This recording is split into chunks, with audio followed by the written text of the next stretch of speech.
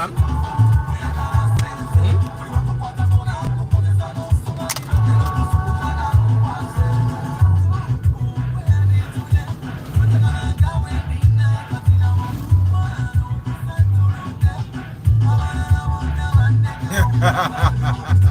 Why did you push my hand away?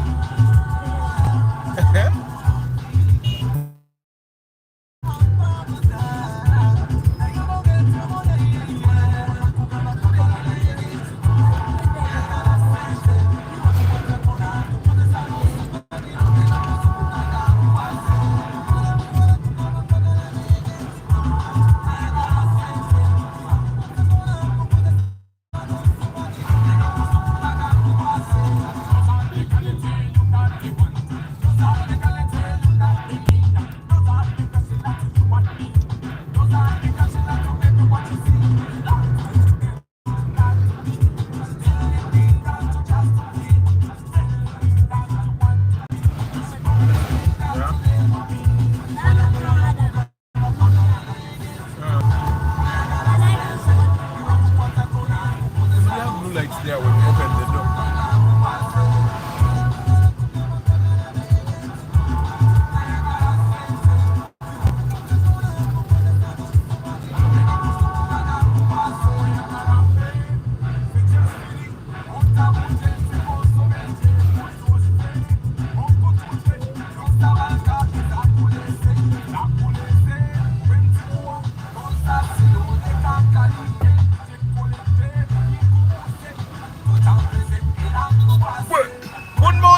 Good morning, my people.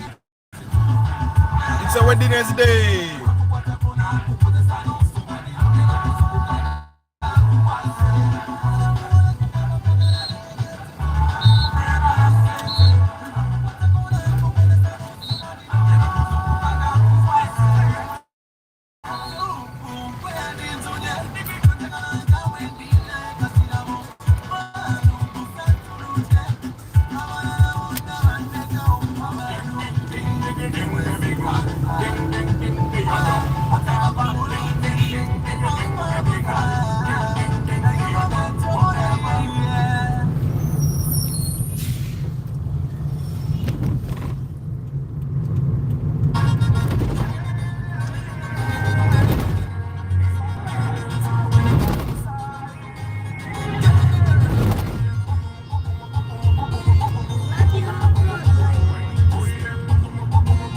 Bonga.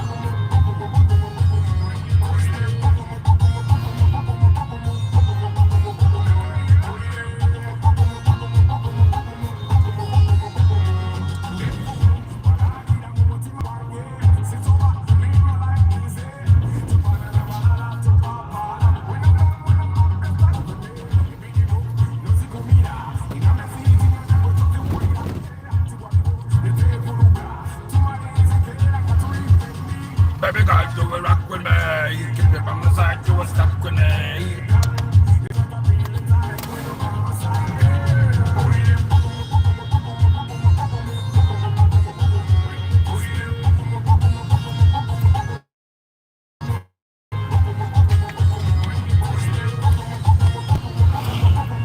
Good morning, my people. Ekintu kiri kimu kyoba osabanga mukama. Sabanga mukama obenga omanye mmotoka. Omusajja ndi mabega avuga kuruga ne tamanyi mmotoka. Tamanyi mmotoka. Bayiga kulinnya muliro bo balowooza mbulu obumaze. Before you guys, and this, I want you to take note of these things. When you're driving a car, there are places you should not overtake. Up a hill, nga downhill, you're going up a hill, ngeri wansi tomanyi chivayo, don't overtake. In corners, don't overtake. Okay? Overtake in flat places. Normally it's flat places that have those broken lines. Katolaba, this line, it's not broken. Why? Because this is a hill. Bobodi nyorusozi naba kole ngudo kimanya te motoka yo eba amanyi eyinzo gabuza ne kati waliwo abantu abamungo ono eno si yaravi Honda nfu akakanka ko kubeera ku lugudo juwire bwetokona emo akakanka ko kubeera ku lugudo. But good morning, my people. How are you? Where are you? How is it there? What is the weather? what is the mood in the room or in the ground or in the what? In the environment, right? In the environment, right? Yeah? This is because that is the environment. When you're outside, it's the environment. My people, how is the ground ya woli? Embere etya. Muri bulungi banange. In this state, today we talk boundaries. Mujukira boundaries. Our boundaries conversation was cut short on Monday by the network. I realized that MTN is much more stable than Airtel, but Airtel evako nnyo. At MTN, all the times that I've used it, I think akabako gwali fatal. But all the other times, MTN network has been very stable. So we talk boundaries.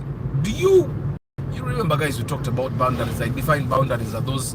Someone here that defined boundaries as those things that you put in place to enable you keep relationships that where people don't do certain things because you don't like them.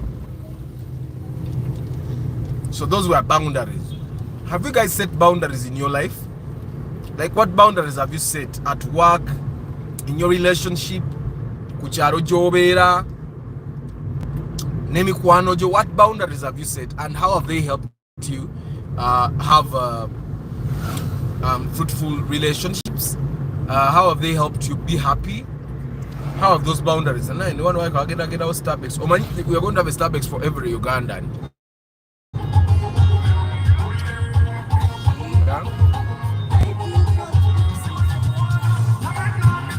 I'll teach you those things when you're in year 5. But right now, I want year 5 in class. Your class should be year 5 for me to teach you. Okay? Because in year 5 you'll be how old?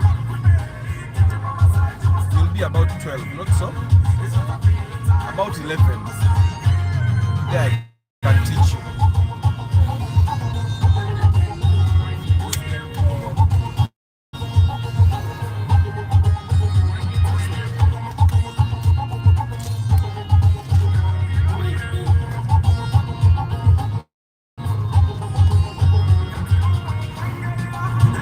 Neka vyuko mukaraba no manje mulimpa.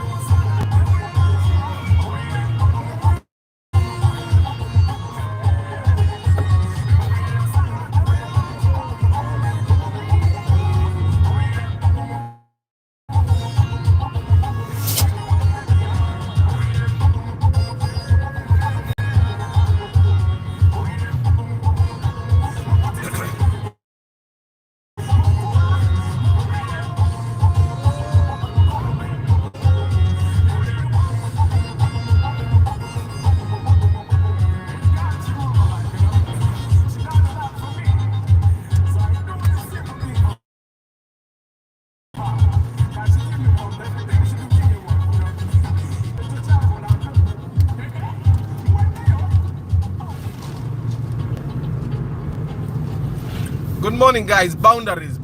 What boundaries have you set? And how have they helped you live a much happier life? Because boundaries, majority of the time, when we decide to create boundaries, we are trying to make sure that we are happy in life. Like when you create a boundary with your boyfriend or girlfriend, you're trying to make sure that this boyfriend or girlfriend of yours doesn't do things that make you and that are unpleasant to you. When you create a boundary with your friends, when you create a set of boundaries with your friends, you're trying to make sure that your friends don't do things that are unpleasant to you. And the reason why we avoid being in unpleasant situations is so that we can continue being happy as human beings. You get? And in the, when you think about it, the law is kind of the same as boundaries. The government creates the law to kind of create boundaries between people and the government, between the government and other governments, between the people and the police, the judiciary, the parliament.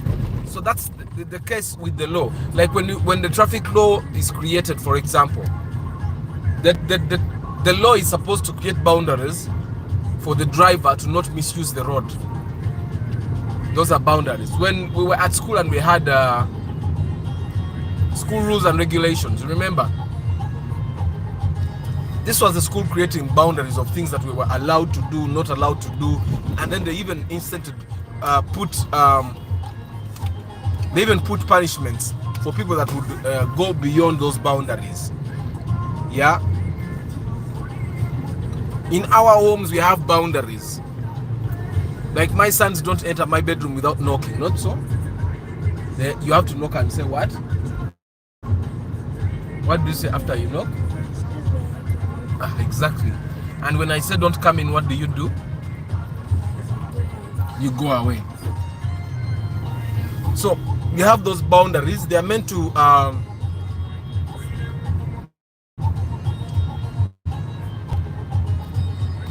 make sure that we live harmonious relationships. That's what boundaries are. So what boundaries have you recently created in your life? Do you have any boundaries? Because boundaries, people will overstep, people will take advantage, people will misuse the little time they have with you. I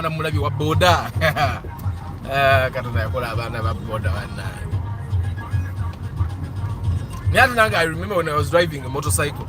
When I was riding a motorcycle, I used to be like that. Somehow you feel like you're on top of the world. But even footballers and people and coaches and even teachers and people. Exactly, but even football has boundaries, right? You got the football boundary. If you kick the ball and it goes beyond a certain line, you're offside, right? Yeah, and if you kick a ball and sometimes it goes beyond the goal line, then you have scored. Not so? Yes. I may not know how to play football, but I know some theories.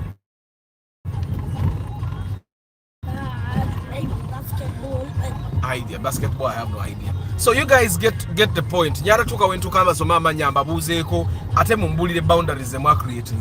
So you guys, what is the most crucial boundary that every human being should have? Nti oba okola choboli munakatemba nga Arthur, oboli yingini yanga Joshua, oboli muntu wa fabrication nga Antonio, oboli ne somero nga Martha. Like it doesn't matter. What should be the one boundary that everyone should have? This should be something that everybody does if they are to keep respect for you, because boundaries also are created to make sure that there is respect between individuals and the people. Did I even put my phone in airplane mode? Mukama Katunda are going to disturb me, but we'll keep going. So what are those boundaries? What is the one boundary that you guys think everyone should have, regardless where they are, what they do, what kind of relationships they have with people? What boundary should everyone have? Because Makyu, a boundary is like a boundary. A boundary line. Abaguze ebyechapa surveyor ajana akola boundary line agamba ontekewa akayinja ne wali mutekewa akayinja okitegeera bano ba Isaac Luyirika beba jana ajane machine yeri eyechuma eye amasanyazi ne pima ne bagamba ati kati wano walina okuba ejjinja lino. Yeah, so what is the one boundary that every individual should have according to you? But just share. We are sharing a boundary. It's crucial. Create this boundary. At least year be wabantu wenga tebaji disrespecting. Ngabo mtamu chine chikubu.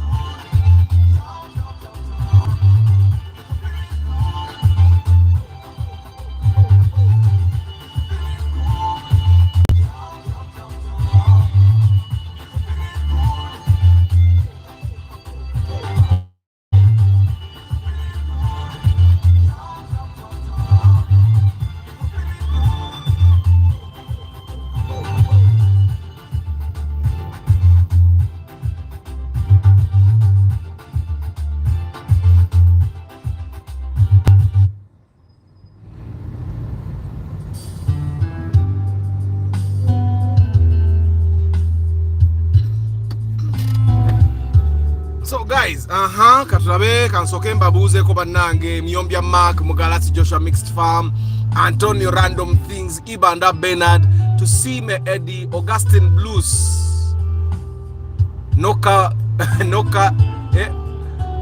for 500,000 monthly and wemtwala atale moroka ajireke.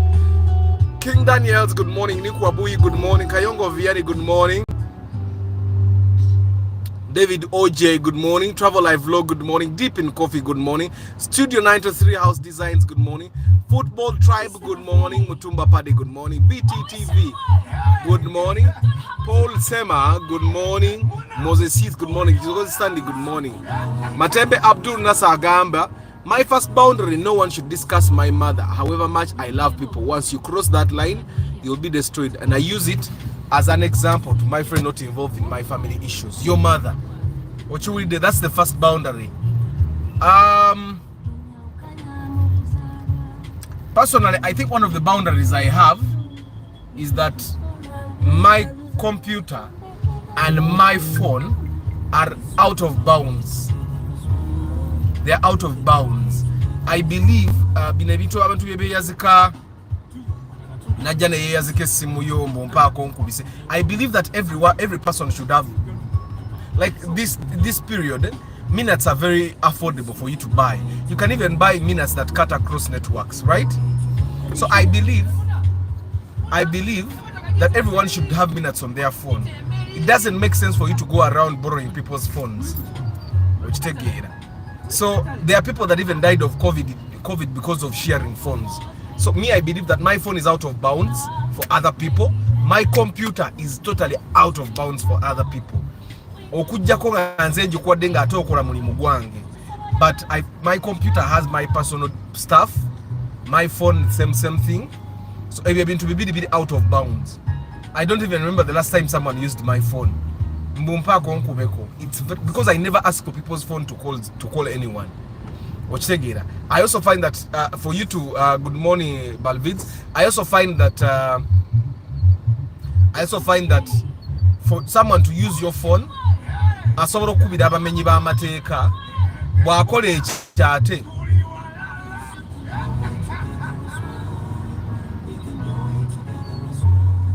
bw'akola ekyo n'akubira abamenyi b'amateeka, it will be registered. It's your phone that called those people. Wakitegeera bw'ojja funa ebizibu. So I try to avoid that. So actually majority of the time when someone asks me mpa ku simu yonkubeko nga mubuuza nkuweereza ebitaano binakukolera nga muweereza airtime wa bitaano nga akubira inaina gwayagala okubira, that way we avoid the unpleasantness of me looking over my shoulder maze simu yange ogimpe. Wakitegeera. So that's one of the boundaries that I've created in Nzenga Arthur. Ebintu ebyange bikutubikwatako na mama abani fekka abada tebakwatako yadde tebakwatako. Football Tribe ngenda soma comment very soon.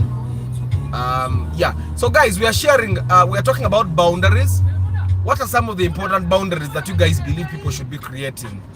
Abdul Nasser tugambe yeto yogera ku mama we okitegeera, and overall I think he means the family yeto jogerako okitegeera.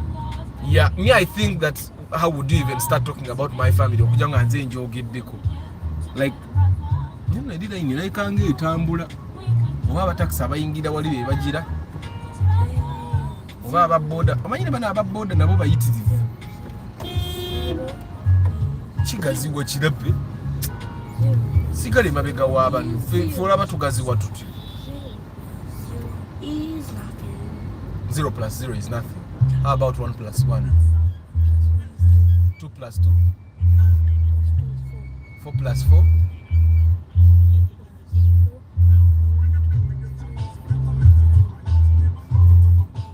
8 plus 8? Yes.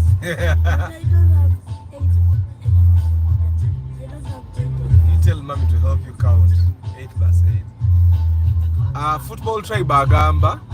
I think one of the boundaries everyone should set is having a time beyond which they shouldn't entertain work-related phone calls, especially if they are unemployed, depending on the line of work.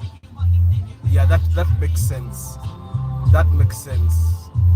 That past this time, people at work don't call me. That makes sense. However, I find that it depends on how passionate you are about your work. It also depends what you have to do with your life. Because it's possible that you enjoy your work a lot, that you can actually receive a call from work, and that you can actually do some work even when you get home. Which take it. Also, we have to understand that there are people that don't really have a lot to do. Work, no, it's not 17, it's 16. There are people that don't have a lot of things to do. Football tribe, work is literally everything. There are people that are single, taina boyfriend, taina girlfriend, taina bana, nga bwava ku mulimu adda mu room ye. Okitegera kati omuntu adda mu room ye every day nga taina kyakola. Some motorcycles are in not good condition, that's why they smoke. So I find that yes, we can have that boundary, but there are times when the boundary is actually self-destructive. And also it depends probably in the line of work. It depends. Like people in marketing, it's very hard to find a person in marketing now switching off. Now I'm from work, I won't be answering phone calls. From work, I won't be doing. However, it's very easy for someone in accounting to do it. Accounting because that person doesn't have access to work computers, so I know what is accessing spreadsheets and all that. So you're switching off. However, it's also very hard for let's say a CEO or a company boss to switch off from work and I'm not going to answer phone calls from the company or from work. It's also very hard because that is one of the people that make or break the company. Their work is literally. That's why majority of the time when you find people that whose relationships break up, they are majorly CEOs. Nah, that one doesn't work. Give me a brush. Because CEOs literally work 24/7. Ade waka nga ali mukulowooza ku business agikoze agipushinza ky'okubeera obulungi. Okitegeera. So CEOs and marketing people literally abantu kizibu nnyo gamba nti kati I won't entertain work related calls. People that are in customer service, they have the answers. People in marketing have the answers. People in sales, like abantu abatunda katugeze nga beer, bali mu sales for beer. Abantu alumba bawane company cars to simply make sure that they execute company work properly. The reason they are given company cars is so that if there is troubleshooting needed, and so would you call troubleshooting. But people in accounting can switch off. I find that people in production also can switch off. In the production line, for example, the technician can't switch off because the technician might have to go and troubleshoot at any time. But it's very logical for someone to also have work-related boundaries. Yeah. So.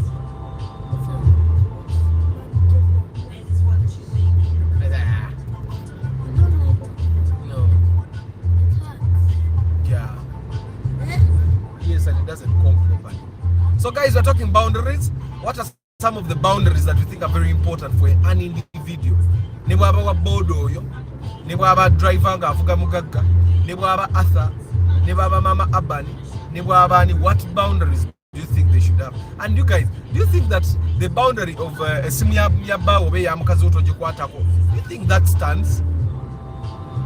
Do you think it stands? Because Mama Aban can wake up at any time in the day or in the night and touch my phone and do whatever she wants with it. Me too. I can use her phone whenever I want. I can open everything I want. But I've had people say, the same way young toju kwata ko.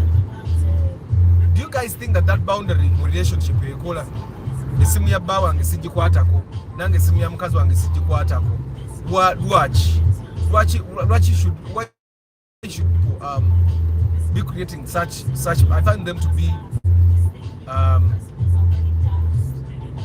I find that someone is not creating a boundary. They are restricting you from finding information you should not be finding. And I find that anybody that restricts their boyfriend or girlfriend or wife or husband from touching their phone should not be in a relationship. They are not qualified to be in any relationship. Aina kubeera eyo agenda akola obwamalaya because omuntu yenna akugaana okukwata ku simu ye nga you are in a relationship aina byakola malaya, either malaya nsajja oba nkazi. Because once we decide to be in a relationship, no guy can have committed to this person. I don't know if you guys get what I'm saying. Guy, does it make sense? Does the boundary of Simyangi Tojikwatako make sense? Should it be standing, the boundary of Simyangi Tojikwatako?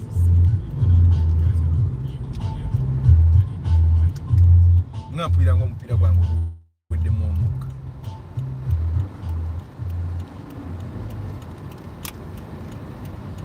Nampira mpira gwangu gweddemu omukka.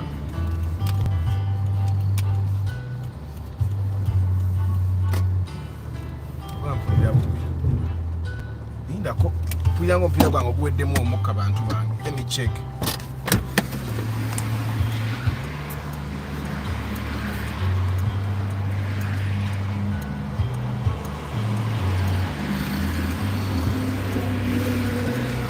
Mpulidde bubi.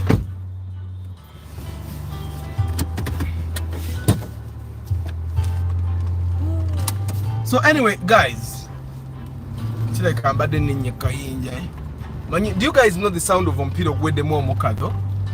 Because nyinza obamba ga mpuliranga omupiira gwange ogweddemu omukka naye nga temumanyi omupiira ogusayi. Omupiira ogweddemu omukka bw'oba ovuga siba kuba jjukira kiba kirabba nga kitambula ku kkubo kiba kikoona kityo. So that's how you know. Osobola okujiwuliza. Me I listen to the cover nange. Mpulirize mono. Olaba nga bano abantu bagamba ababanyankola abawulira oba abanyarwanda entajiwuliriza n'amanya nti kakati ndwadde kati egamba kino. I think that's how I listen to my car. Okitegeera. Like before I bought plugs for this car, yali ekuba akalege. Emmoloka eno yali ekuba akalege. Nenjigulira plugs akalege ne kavaamu. Okitegeera omuntu omulala yali kavugiddemu. As a matter of fact, someone was telling me mukabeera nnomo mmoloka zonna ezirimu 1NZN empya. Never, but it's not normal. Plug ezavaamu zaali nnamu nenteekamu plugs endala ne kavaamu. So I listen too much to my car. So what are the boundaries, guys? Is the boundary of my phone does it stand? Is it a valid boundary for couples?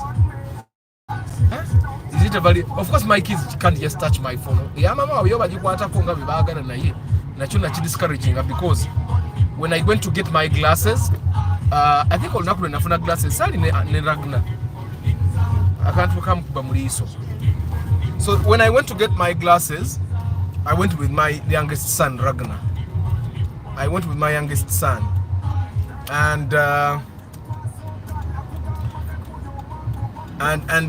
when the doctors checked my eyes, ne bangamba because my amaaso gano okulwala gabeera hereditary. It's not something that happens because oba watunudde musana mungi fena kati musaayi gwaffe kibaamu. And omusawo yangamba my kids can also have the condition I have, myopia, and nangamba you should try to avoid it as much as possible. It means making sure they don't look at screens. Yes, Aban. That one. Aban arabe moroka open roof mbwajagala. Aban, don't worry, I'm going to work on it. You want a car that doesn't have a roof? Because that one doesn't have a roof. Okay, don't worry, I'm going to work on it. But you need to give me some time. That car needs a lot of money.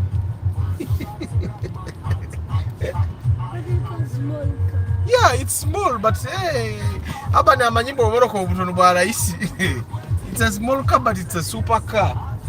It goes very fast. Yes, it's faster than our car. So anyway, bangamba maso g'abaana bano nawo gasobola okulwana. Nene bangamba one of the things that can help abaana bano obutalwala maaso is making sure they don't look at screens, nga laptops, phones at very close range. And I totally understood that. Then I was asking myself, lwaki abantu bedda tebayambalanga nnyo galubindi? okitegeera abantu bedda tebayambalanga nnyo galubindi, and I think I know why. abantu bedda obalaba tebakolanga mirimu nga gyaffe. Abantu bedda tebavuganga motoka ku highways, okitegeera. Abantu bedda basically tebetaganga galubindi. Like me, how I realized my eyes were sick, nali indirectinga nga abantu bali ku stage ndiene mabegene eno. Ono mwana gwe bayitedde mu open roof ye yagala baawe. He can't put a smile off his face. Of course I can't show you the car, but it really looks nice. It's a BMW. Yeah, it's a BMW. It's nice. Anyway, Urban Mugambe open roof isn't good for rainy seasons. Ante in a bat just bali jeko. Na ya kana kabayitedde mu open roof ka. Kasanyufu. Kabadde smile teva kuteka vaako. Naira open roof nze I don't find it to be very applicable in Uganda. Wano either enkuba etonya oba omusana gwakanya. Omusana bwe gwakanya ebbugu muli balingi. You basically just want to have a roof over your head. You don't want to but those cars are nice. Kuba bunyuma okutunulako. Bunyuma okutunulako ketaga kukola bukozi nga Alien bwe yakola. You guys, did you see the news with Alien banning his yayocha BMW nti yagitwala ne bagisiba yingine negana okuterera bwe yagana okuterera n'agyocha nedda bagisiba n'agivuga bwe yagivuga ayita tanava wala nnyo ne garage emmotoka neddamu neefa n'akola ki and he burnt it. So anyway, katugende nzizeyo ke mabega comments and the nadisi nasoma football tribe agambye. I think one of the boundaries nagisomye eyo ku mulimu Abdul Nassan munaye Arthur abakazi betufuna beggars was and start disrespecting our family members. Yeah. Kati me I find that there is an incident. I think I've talked about it before. There is an incident while in lockdown ngati tulina sente. This is funny. We were in the lockdown ngati tulina sente, and I think twalina sente gwecho womanya, and one of my family members was coming bali bakazala Ragna. That was a very delicate time for us. Try to akaja Ragna mu ddwaliro, and I had literally spent majority of the money I had in the hospital. And one of my family members was visiting with her entire family ngabaze kulaba Ragna, and we ebisere byo twalyanga nnyo kawunga bijanjalo amatoke gali galaisi nago katwalyanga nnyo kawunga bijanjalo tulya fish because yalero yali yabwe ya laisi, like yalero had just come to the market, and I was literally still looking for money kuzao. I was dry, and then the family member yali ajja kukola ki kuchala zide ngamba mama bani twapulanize kulya kawunga na bijanjalo bajje tukalye. And Mama Ban got the money we had kept in the house. Nagamba Arthur, this is your family. See, we can't give them beans and push. Nagenda nagula good. Envaze tugulira abagenyi. Nabagulire enkoko. Okitegeera. Like you find that your wife majority of the time respects your family even more than you, or she values your family even more than you, probably because she wants to. You already have a relationship that can't be broken by some of the things you do, yet her relationship with them can be broken by the things she says and does. So me, I find that Mama Aban actually tries as much as possible to bridge the gap between me and my family more than even me. Chris Fitness, good morning. Augustine Blues. Ababoda baleke bamanyi nti piche edduka okusinga emmotoka tebategeera. I'm sorry, going off topic a bit. Did you see the accident in Chiwatule where one car led to an accident of almost 30 cars, got hit severely, damaged? Banange nga amawulire nga nzindwawo okulaba amawulire bantu bange omanyi n'ebyensoma nabyo bingi kati. Like in Mose, yes. Some professions don't switch off. I see doctors on call all the time, even in their holidays. Yeah, there are some professions ngabo switching off. The loss is fatal. Like I can tell you, especially with young companies like nga company yangi, we don't switch off. The actors can switch off, but the people that I work with in marketing, those guys can't switch off. Or abantu abali mu sales and market, they can't switch off. Like literally every time you sort of close your account and you do it. Like I have a budget premium Canva subscription and we have access to it for nothing. Like anytime you get an idea, execute, open the laptop, design what you have to design and put it out there. Which again, women shouldn't check their men shouldn't check their women's phones. Yeah, so women should not check their men's phones, but women should check. Okay, but I don't even remember the last time Mama Aban checked my phone. I also don't get the urge to kind of check her phone. I think checking the phone majority of the time watch Aban to Bachigana, it's because I cutting the seeds. I have nothing to hide. The phone boundary is a sign of cheaters and insecurity to the one who checks it. Yeah, insecurity is okay.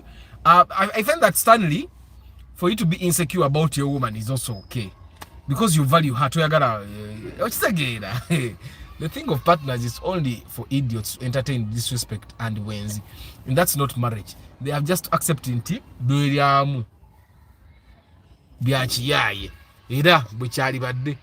Juko Nicholas, Arthur, it's always good to reserve words once you feel getting into an argument.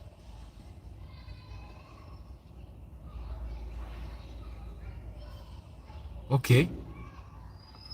What do you mean, Juko? I don't get. Sinakutegera.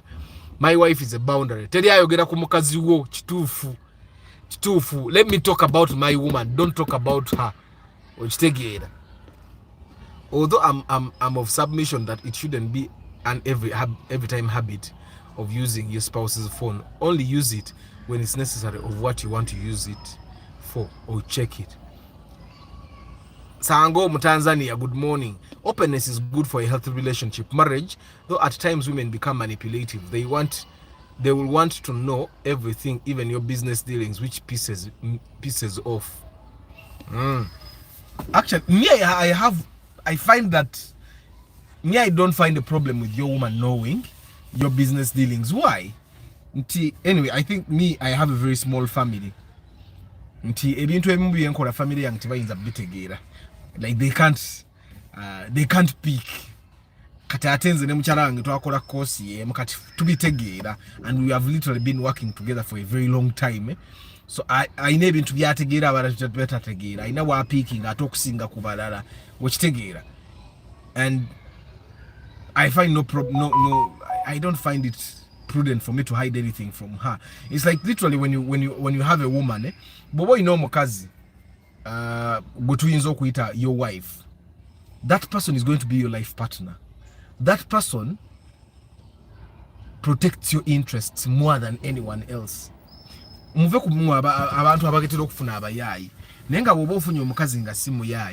person protects your interests better than anyone else. So botani kato kumukweka your interests. Of course katwaluwa abantu abafuna abachala nenga mfunye just nga kugamba. I don't know what kind of relationship that is where I would not want my woman to not know my dealings. A relationship for example, the kind of relationships where people feel the urge to kind of like tomugamba byabugagga byo jebiri kati bwofa bwofira onge byobugagga wabikuweke yo nga family. When I just moved in Matuga, waliwo amaduuka kati amaduuka gali omusajja yagazimba talina weebwabwe n'omugwe yagamba ko nti wali amaduuka ago nafa amaduuka chairman n'agatwala n'agabeeramu kati linnyini go and everyone kukyala akimanyi ne kakati agamaduuka chairman gage because oli yakola ebintu bye n'abikuweka abantu okitegeera.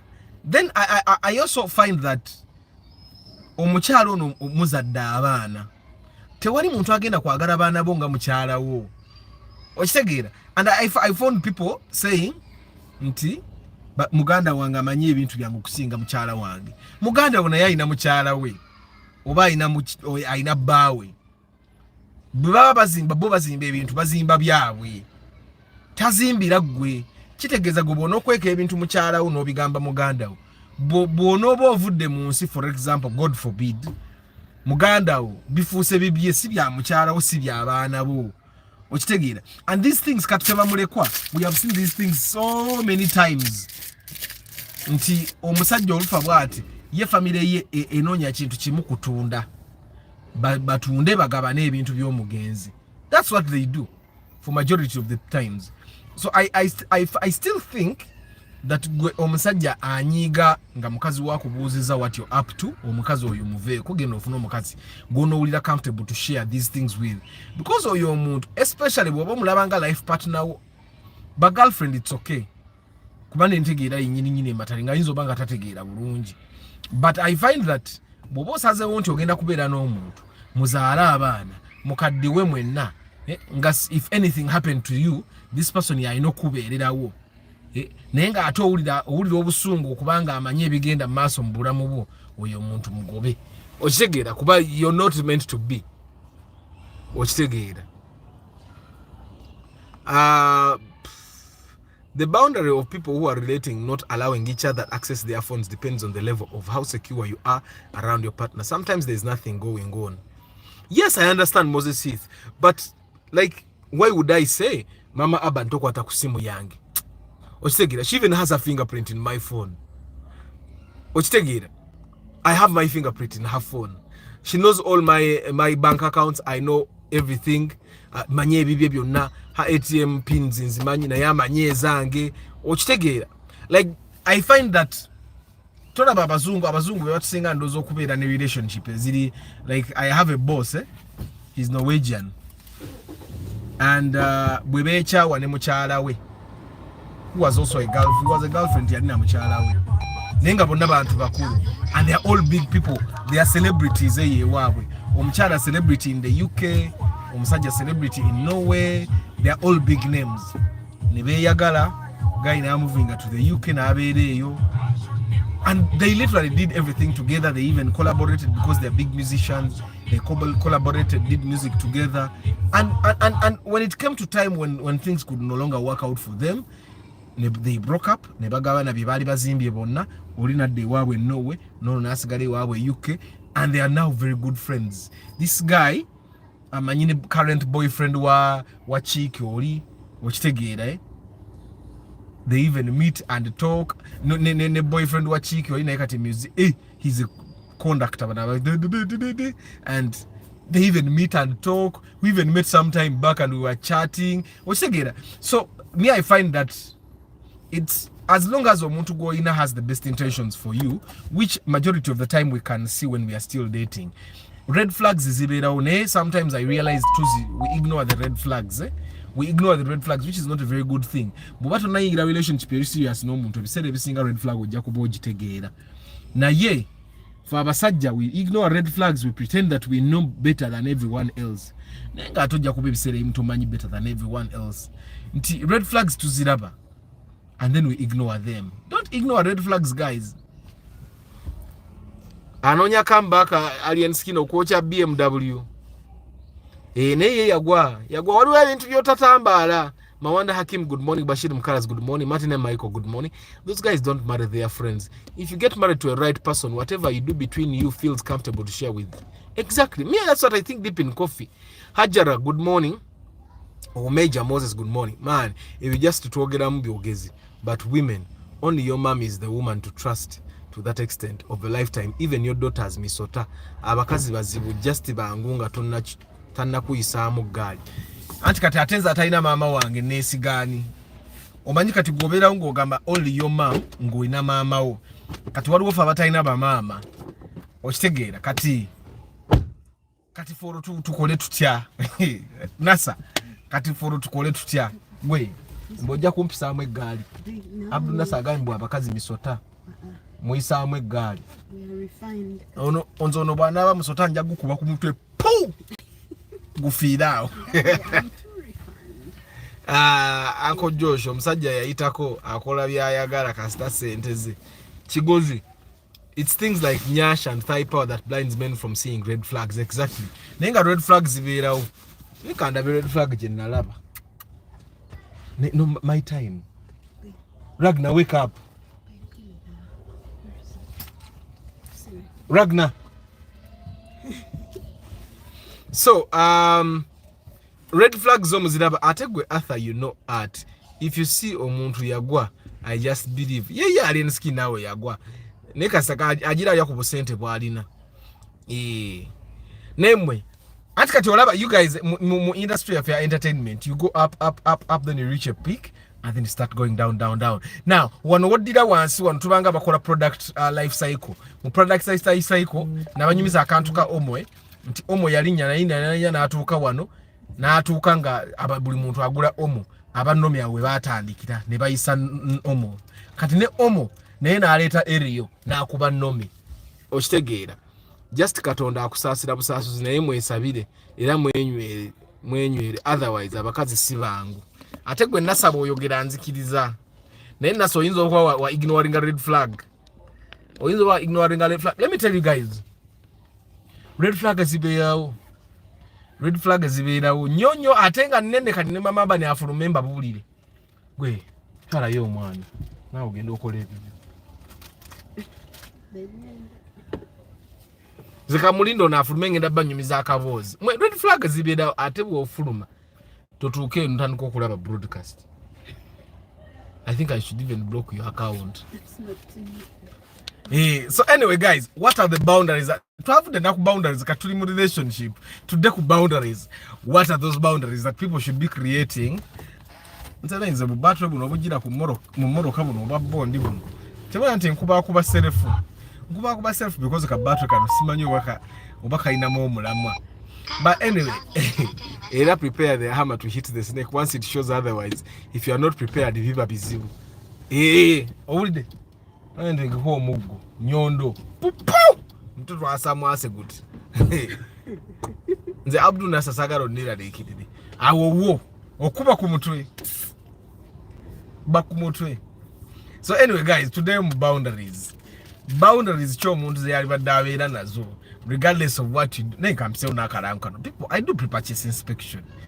Go twakoze inspection, tetwamaliriza, twafunye karawo mu UBF, nga kabaragavu.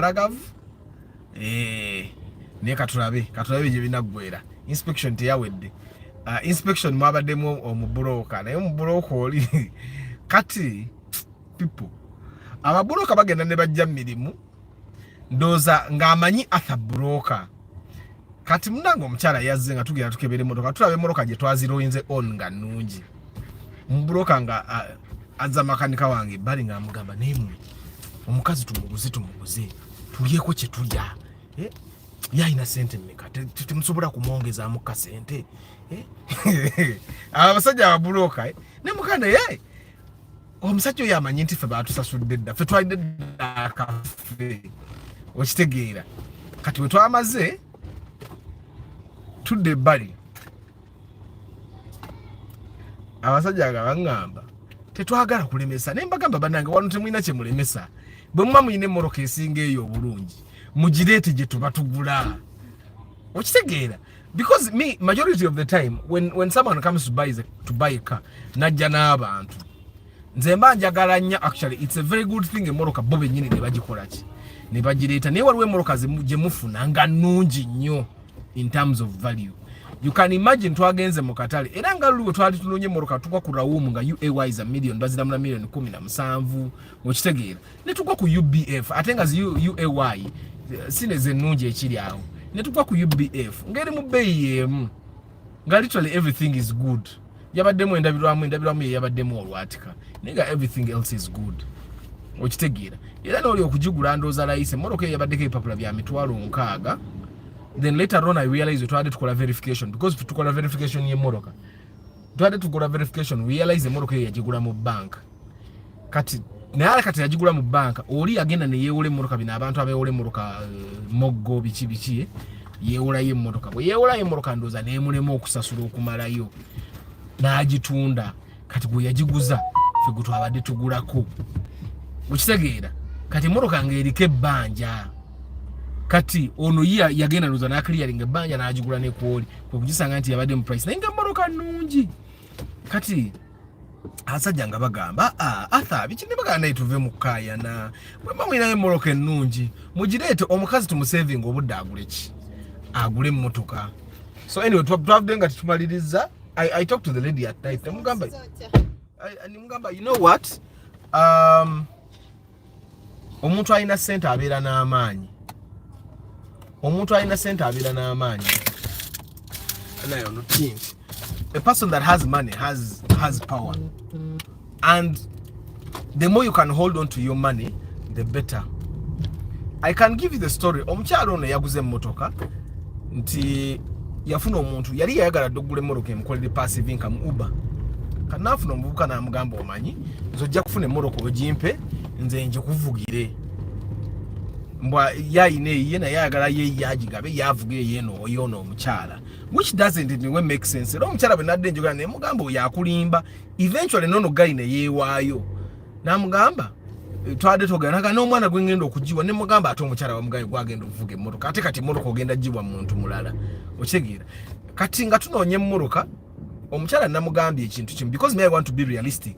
Namugamba tunoonye emmoroka ng'omwana bw'atakusasula bulungi you can drive that car yourself because there are chances of that car not working. Omuvubuka yennyini yamusaba emmoroka n'amugamba no business tugenda mu risk eyinza obutakola.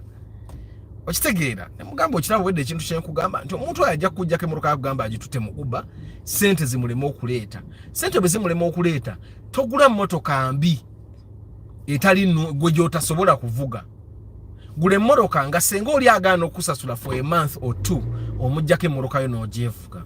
Ate abo abantu mwe abateeka emmoroka mu Uber omwezi gumu gukumala okujja omuntu ku weeks zaalibadde na 2 weeks zina kuba 2 omuntu batakusasula sente for 2 weeks emmoroka yo gimugjeeko ogyevuge. That's why it's important if you're buying a car for Uber, don't just buy a car simply because that person asiimye, because waliwo emmoroka ziri abaana abo bwedda ze basiima nga ngamba naye kiki twalina kavitis ke twasembyeyo okulaba after seeing the room. Twagende tulaba ne fielder UBA ne tulaba ne Probox yabadde UAZ yongekako wansi naye nga bw'omala okulaba rawumu eri emmoroka endala zonna ze saazikebedde nazikebera twagenze zikebera but we reached there omutima ne gufa nga si nnungi okitegeera. And afterwards someone natuleetera vits twamusanze na mukkubo naye nga vits eri si nnungi and these people wanted to buy the vits. And you know when someone is giving you a business opportunity and they are telling you business gyenkuwa eyinza obutakola kati gwe lwaki oba oteekamu ng'olowooza 100% ejja kukola okitegeera. So these guys nga balina kavitis bakatuleetedde awo nga kavitis si kalungi ge mazima kale zikabadde kabi, but looking at the person that was buying this car bambi business ayingira nyingire ayagala alaba oba Uber nemukolera already oli omusajja amupromises emitwalo 18 which is an overstretch. Looking at the business it's an overstretch. 18 kitegeeza ye engeri gyali si agenda ovuga emmoroka eyo agenda kugamba omwana amwe emitwalo nga 20 naye alieko omusanvu asobole okuwa 20 18. There are things that probably bw'obanga business eyo togikolanga ke ya Uber olowooza nti ki, but right now abaana ba Uber basasula emitwalo 15 asasudde nyingi ennyo ng'emmoroka yo mpya nnyakuwa emitwalo 2 okitegeera. So but eventually twavuddeyo I zero down on that room ne mbagamba bwe tuba tufunye emmoroka endala we can look at it. It should definitely be better than this one because twagenze mu initially omukyalo yabadde ne budget ya $11,000,000 ne $11,000,000 tosobola kufuna emmoroka abavubuka bano gize baagala sisi 1500 ku kawansi zonna zabadde mbi mu sente ezo ng'emmoroka zonna ziri above. Ne mbagamba lwaki tetufunye visa eya sisi 1800 because I'm telling you guys mu mmotoka zonna eza VVTI ng'oyagala ogula emmoroka ekawansi wa $15,000,000 nga ebyokukola olumu kujja kuba tekulina byakukola ojja kugula vista adeyo oba vista eri saloon y'emmoroka gy'ojja okugula. Ne mbagamba abavubuka bano omukyalo ono bw'aba zino sente z'alina lwaki tetufuna vista. Waliwo ne follow wange omulala yamperezanga vista ng'agenda gigula nga njagala nze muyitemu tuffe tugende tugigule nga bagimulamu lidde $10,000,000 nkimanyi $9,000,000 nga 9 bayinza ogituula okitegeere nga nze kyemba kubanga nnungi era naye yali ayagala gigula gissa mu Uber okitegeera nga nze kyembaze nti bwe tufuna vista eyo ku $9,000,000 omukyalo ono alina $10,000,000 ne waba asigaze $1,000,000 ate nga n'emmoroka eyingidde buli omuvubuka n'agamba emmoroka tejja kukola Uber. Kati ng'amazima bwe tuba bagula mmotoka eka wansi tuba tulina okwongeramu kasente okitegeera. So eventually emmoroka eyo rawumu eri ku UBF bagikomye $15,000,000 naye eriko ebipapula bya $60,000 oli yagambye yabadde agitunda $16,000 ng'agamba ekyade kimutunze $16,000 kuliko ebipapula ayagala asisuleko ebipapula okitegeera. So basically yabadde atunda nga $15,900 and n'agamba mumpe $15,500 mwe mwesasulire ebipapula okitegeera. So anyway, taxi yaffe gye twateeka ku luguudo ekola eriportinga bulungi nnyo sente by the way. So far we don't have a complaint. Buli naku sente zigenda ku mobile money y'omugagga okitegeera. So far I don't know if that's the first week that's how it goes. Driver tannaba kukaaya nayo yadde n'ekintu n'ekimu. That's because we created boundaries. That's because we created boundaries okitegeera. Nendona ekijja kwewuunyisa endagaano za taxi zino nkyazirina endagaano ko twagulira taxi nze nkyazi naye kasita transfer yawedde emmotoka yazedda mu mannya ga boss transfer zaggwa dda kati income tax yamusasudde buli kimu. Anyway, today ku boundaries guys, what are the boundaries that everyone should have? The basic boundaries nga bonogamba, the basic skills that everyone should have. What are the basic boundaries that people should be having to live a happy life? May I find that in a relationship, oba mu relationship n'omuntu nga ddala omuntu oyo kimanya ali for you nga akubeererawo, I don't think you should have boundaries with the partner. The moment you realize that you need to have boundaries with the partner, oyo mugobe oyo mwepiiche kasita obanga olina okuba ne boundaries nti ate essimu ye sijja gikwatako nti okuluma omutima nga tagganye teyeetaaga nakugaana omanya bumanya nti essimu y'oyo ejja kunnumya omutima. Oyo si life partner. Oyo wakaseera buseera beerako naye nemwe bwe mbasambadde galubindi amaaso gange gagabanga obutuli bw'eddiba mugalaba. You used to know that abuse kakiteeka nange mmanyidde nnyo nga nnyambadde galubindi. So anyway, what are the boundaries? What sort of boundaries should people be having to live happier and fruitful lives with other people? You share. Waliwo yagambye boundaries toyogera ku maama wange. Omulala n'agamba you should have boundaries. There should be times that ng'obudde bwe butuuka you don't answer work related phone calls okitegeera. What other boundaries you guys want to share with the rest of us?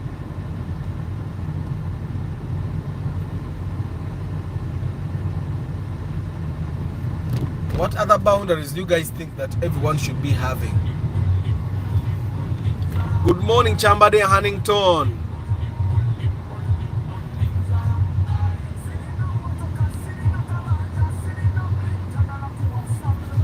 Kandabe.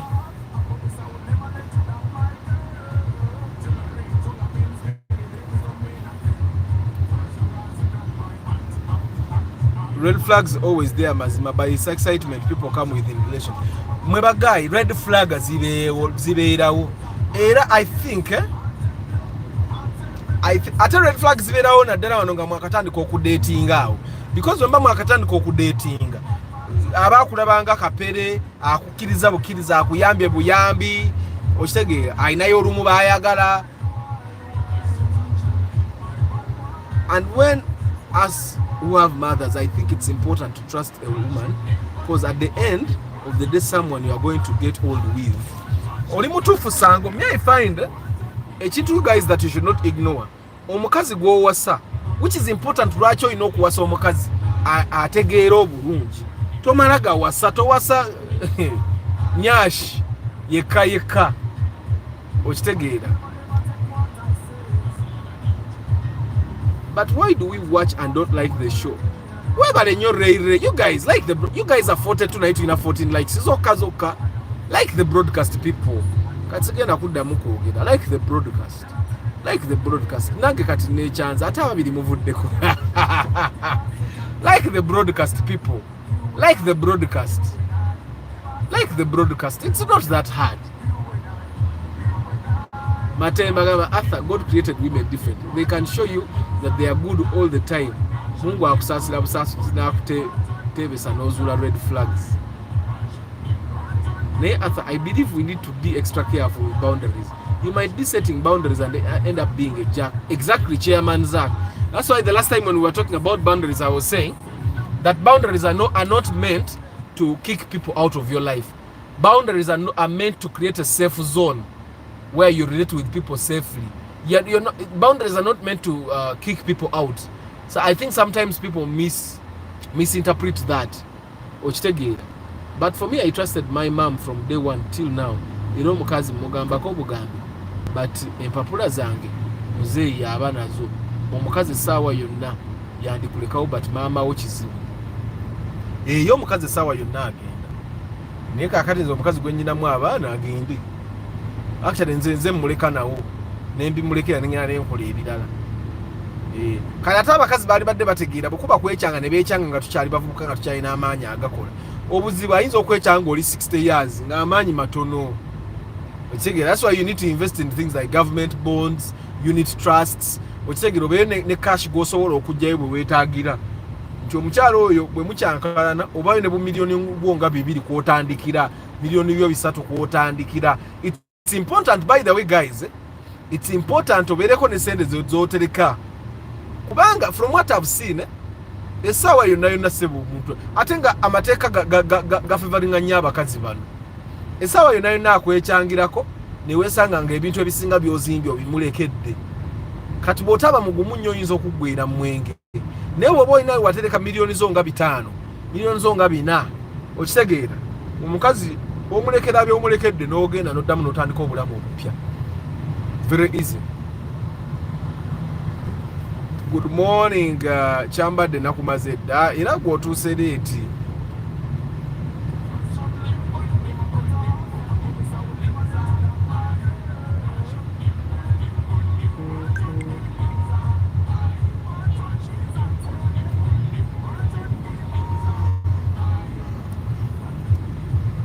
What are some of the boundaries that you guys should create?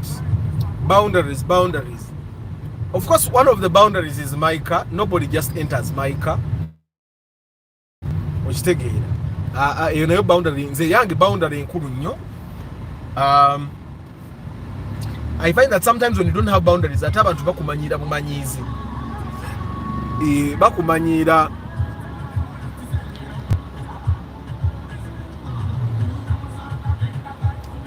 It's good not to risk your love with female people. Basa anakwagalira mu distance, more especially with trust things. Never bantu mwenga ate abakazi mubatya nnyo. Can I ask the difference between a boundary and a principle? A principle can be written. And a principle is something that you move with. Bwengo omuntu. A boundary is like a fence. A boundary is like a fence. Omuntu tosukka wano. When you're dealing with me, don't go beyond this. But a principle is something that you gwengo omuntu chokkiririzaamu. Other people don't necessarily have to believe in it. A principle is like gwe water sukka. A boundary is where other people don't. Okitegedde Moses Heath. A principle is like, you see how I'm driving here. A principle is sisuka mita 2 nze nga Arthur sisuka mita abala bazisuka naye nze nga nze sisuka. But a boundary is abantu tebansemberera kusuka mita 2 era bw'oyagala okunsemberera kusuka mita 2 nga nkugamba tonsemberera nnyo. I don't know if you get what I'm saying. Kyekyo. Arthur, what are some of the boundaries can you suggest on your car when it comes to relatives, wife and friends? I drive my car. That's the first thing. The first boundary is I drive my car. Yesooka nze motoka eyange tetugigabana. Ye boundary esooka. Boundary ey'okubiri, buli muntu agule motoka eyiye. Bw'oba tosobola kugula motoka eyange gireke pangisa special, that is nja kuweza special. Because I found that families they take advantage. There is a gentleman yali yagaana okugula nnuwa ng'ekimugaana okugula nnuwa kiri kimu. Family ye bagenda mufuula taxi. Bwaba waafa ewaabwe mu family nga bamukuya jangu otutwaleko tugende tuziike. Bwaba ayo omukolo jangu otutwaleko tu. Some people have even failed to buy cars that they want simply because of families. So I find that that's the first boundary. I'm not available. When I was still young, I used to be taken advantage of a lot.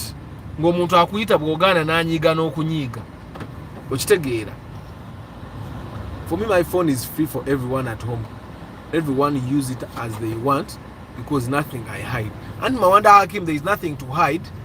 Personally, the one reason I know a gentleman, a yagwa, yavuwalira ddala yamaliriza afudde n'okufa naye ng'ekyamuta yali muganda we yamutta ate teyakwata jambiya nti amutema amutte yagenda ne yeeyimirira muganda we mbasajja samwe bagamba abasajja b'amagye. Okay, bwagenda ne yeeyimirira muganda we mbasajja ab'amagye, muganda we ne yeewolayo ssente. Muganda we bwe yeewola ssente ye n'abulawo. Ono gayi n'asigala ng'engeri gye yali sekonda nga yalina okusasula looni ng'ate tagirina, ne batunda buli kintu kye n'ayavuwala. Kati okugamba nti ayavuwadde oli gayi kwe twalabiranga emmoloka ez'ennamba empya nti UBA yafulumye nti gundi primo nimodo nasooka giraba n'oyo gayi. That's the kind of guy okitegeera yayavuwala n'atandika otambuza ebigere naye nga muganda we yamwavuwaza. So kati sometimes tugamba nti abakazi bano bazibu naye but abakazi nabo bantu buntu. You just have to choose carefully. That's what I believe. And you don't have to ignore red flags. A nice person is a nice person and a bad person is a bad person. Osegira ate kati nze nga director directing emizanyo ne film, I know that there is no bad person, there is no good person. Every person does what they have to do to survive. Kati omuganda woyo ye yamutta naye ye teyamanya nti yatta muganda we ne mu kuziika alabika yaliyo. Okitegeera. So Nasa Antonio gwe manya ekintu kiri kimu nti everyone can treat you badly bw'aba mubi. Kati abantu abamu we are lucky nti families zaffe zibeeramu abantu abalungi. Naye waliwo you guys have had those stories, probably even seen people that went through things. Mama we naweereza mama we sente ze zaakoze ku kyeyo, mama we n'azirya. Naweereza taata we sente za taata n'azigulamu emmotoka. Ate n'ojjanga tolina ky'ojja mukola. Okitegeere. So you guys should thank God that you have parents that are there for you. Because waliwo abantu I know a friend of mine twagenda naye to school in O level. Batukanga taata we tebamwagala namwagala naye nga waali. Okitegeere. So we just need to thank God bwe tuba tulina omuntu atubeererawo, omuntu atayagala tunyangalaza. I think we should thank God. But me, I have boundaries on my phone because I know omuntu yenna yenna asobola okukusuula. Ayinza obutakubetrayinga naye akusuula. So me, that's why I say omuntu bwansaba nze kankolese ku ssimu yo namugulira eddakiika. Ekirungi nze eddakiika ze mugulidde asobola n'ozikubisa abalala after that one phone gy'abadde ansaba. Okitegeera. So in a way it will create my phone is a boundary. Tugikwatako nze na mama ne batabani bange tebagikwata kakwatako yaki. Of course we banaakula bonyiza okuba nga nsobola bakkiza okukwata nga bakuze. Okitegeera. My father used to tell us when we grew up, whenever you sit on the steering of a car which isn't yours, make sure you have a minimum of 600k in your pocket. But when I started driving, I saw, hey, kati omuntu avuga emmoloka etali yenze distance yempe emmoloka zino ezindi masa ayinza obutagiwa. Chris Fitness, boundaries and respect move hand in hand. Thank you very much, Chris Fitness. Once you don't have boundaries, you don't have respect. Let me give you another example. Waliwo abantu betuguze nabe emmotoka nga babeereeyo ng'ewaffe. Abamu nga mpita na waabwe bwe nti ne nyambuka ewange. But as long as someone has not invited me into their compound, I will never even suggest it. Okitegera, that's a boundary that person has. Agamba that's an acquittance okomeeyo. Okitegeera, kati that's about because nze nange nyina baneiba bange abatayingirangako mu kikomera kyange. So nga ate nyina abalala abaali bayingiddeko mu kikomera kyange. Okitegeera, nyina abalala abaali bayingiddeko mu kikomera kyange. So those are probably boundaries that we should be able to create for our own, not only happiness but also safety. Oyagala okubeera safe gwe ng'omuntu, oyina creating a boundaries. Abantu abamu si balungi, they may not have the best interest, your best interest at heart. Ajja kujja ayagala okulaga nti ayagala akwagaliza ebirungi. Let me give you an example. Twali twakagenda ematugga, omuntu najja atwewoleka emitwalo 10 ne tumugamba tetulina. Nga bulina kwayita awo, bulina kutwogera, n'atandika okuyitawo nga tabuuza na kubuuza takola ki lwaki because tetwamuwa mitwalo 10. There are people that will come to you simply because of what they can get from you nga tajja because ayagala okujja, and the moment they don't get what they want otegera oli ye muntu eyajjanga ewaffe kumpi buli weekend ndooza nga preparing a ground yakutandika kwewola bwe yajja okwewola ne tutamuwa ye omuntu oyo bwatyo talowooza nti goba naawe strugglinga ye obwongo obubwe bumugamba ekintu kimu aganye okumpa n'ataddamu kukyala n'ataddamu kwogera naffe okitegeera. So it's important that you guys actually have boundaries. It's important, very important. Ne Arthur buli kamufi, what do you mean Hajara? Buli kamumwe it was supposed to be double F, not ati Hajara akyala mwekoledde erinnya B. Tembadde temuli bantu balungi mu nsi muno kati abasajja babatya. Nze just manyi nti omuntu omubi aba mubi oba musajja oba mukazi. Omuntu omubi aba mubi. Kati ebintu abamu abakazi bye bagamba nti omukazi yabimukoze nze abasajja babinkoze okitegeera binali ndowooza nti bakyali bange n'abakazi babikola naye ate nze oba lwakubanga seesembereza nnyo bakazi nnyo to the extent nti when I see a red flag I move away. Ne bw'oba obadde mukwano gwange I move away. I start keeping a distance. Naye ate kati ffe nze nakula nga ate abavubuka babeera you're a brother okitegeera. Eno hari ya mwaka ki? Isn't this a hybrid? That looks to be the hybrid. So anyway, what boundaries should we create? Quiz fitness, you see boundaries are good. What boundaries should everyone have? Because once you have boundaries, people are bound to respect you. They respect what you don't want, they respect what you want, which take it. But what sort of boundaries should people have?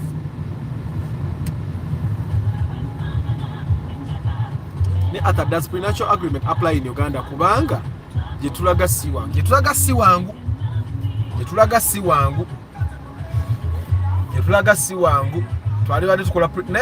I'm thinking there is something that is like a prenuptial. Tugenda kyaza lawyer mwete mweraliikirira. My boundaries tombuuza gye nteeka zenkola. Now this month I bought my farm using my father, but my wife, she doesn't know because I'm not at home. Bwe musangawo anaabiraba. Ate kati mwabali bannanga abali ebweru mwate mwina kuba very careful. Why? Nti mwe abali ebweru omuntu ali eno naye tomanyi byalowooza. Olaba ffe tubeera na muntu ng'oli naye mu nnyumba naye nga tomanyi byalowooza. Kati golo atabeera naye n'obeereyo emyezi emeka ng'oli mu kukola naye nga tomanyi kyakola ki, tomanyi kyalowooza. So ate kati mu abantu abali ebweru eyo mulina kubeera very careful. I think it's important. It's very important. Good morning Taremwa Samuel. Kavyuko mukalaba oba nsinikire muli ebinnyo. Kati mweno weather bweti nali badde sikozesa esinayi maama ekisimu kya Samusanga kino omuntu alabye nakyo kikyamuka kiringa Nissan Extreme.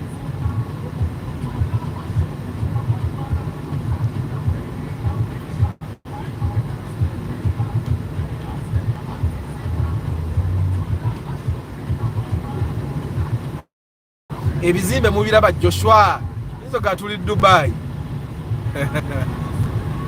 Ebizimbe byo mubiraba nga government tekoze bino byammwe wano common sense mukozese oba nange ngende nga banda Uganda abana oyinza okwagala common sense ne bajja ne bakuba empiwa. Abdul Nasaga yesebo Joshua, that's very light. Abeerewo bw'omusanga she will enjoy it. Nsina gatta muntu because even when it's I swear I can make someone disappear. Abdul Nasa ebisike ebintu byonna ffenna tubyogera ebintu ffenna tubyogera naye omuntu bw'oba muyinamu abaana ng'omuntu omuyinamu abaana That's a different case.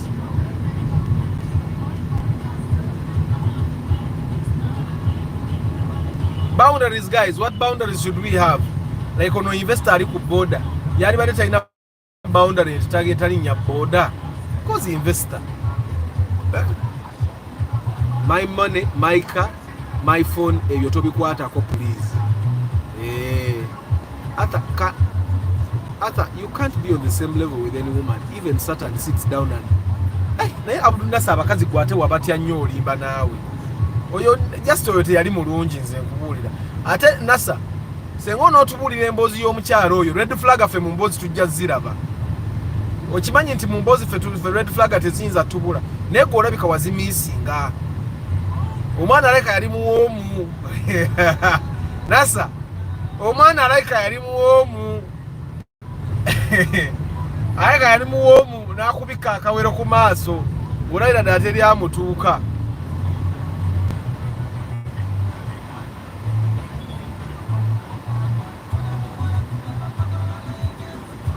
Alabika omwana yali muwoomu nga nyashi kyekyo.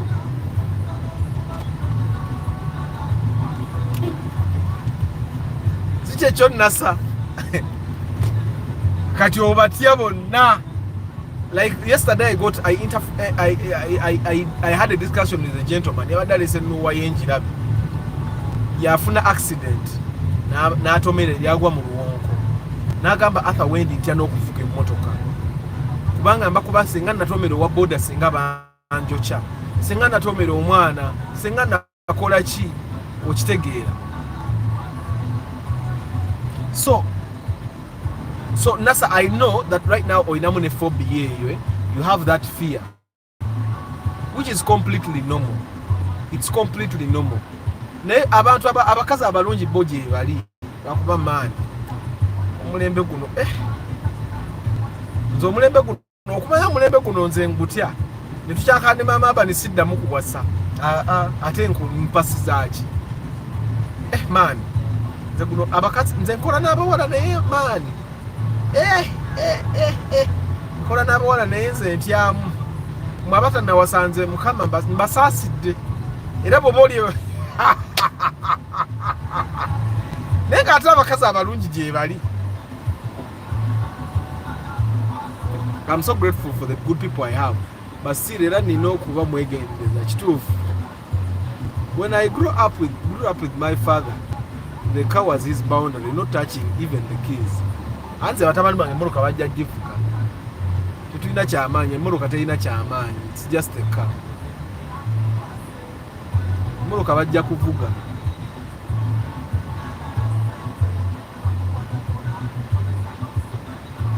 Actually nze abaana abange unaweza emyaka ndooza nga 12 awo nga batandika oyiga emmotoka.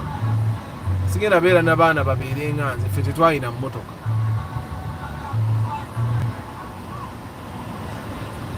Yo Prius ngenda gigezesa. Nabagambye banoonyeze wensobola ogipangisa ne bwe naaba sinatuuka gigula.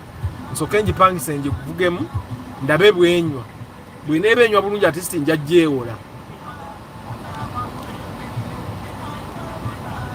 Olaba ne Yesu teyawasa. Yesu teyawasa naye aleka yali yejovaana.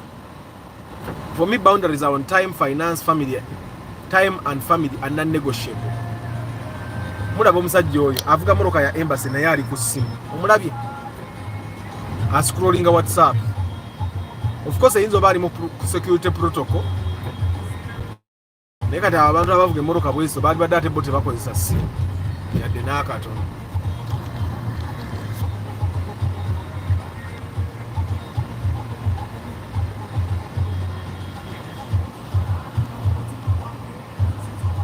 Even in the Bible, the strongest men were broken by women.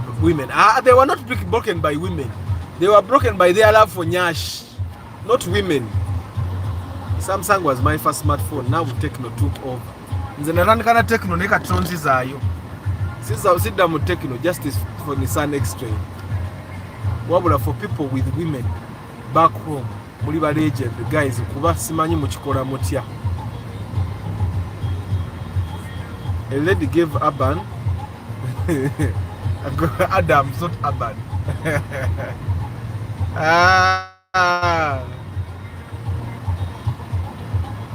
bale basajja mwe mutyanya abakazi. Antoni abakazi mwabateeka mu obuti.